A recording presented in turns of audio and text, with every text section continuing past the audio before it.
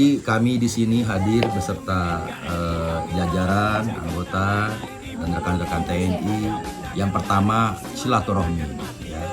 Ya, saya sudah menganggap seluruh warga Dusun Sararaja ini keluarga saya, saudara-saudara saya. Jadi kita di sini tidak ada perbedaan suku, bahasa.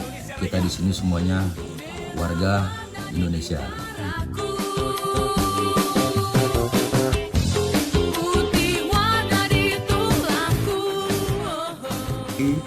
Dan kita berharap mudah-mudahan masjid ataupun musola ini bisa dimanfaatkan, bisa berguna, dan bisa selesai sebelum bulan Ramadan. Amin. Harapan kita semua mudah-mudahan di bulan Ramadan nanti seluruh warga Dusun Sararaja bisa melaksanakan sholat tarawih di sini dan juga sholat 5 waktu.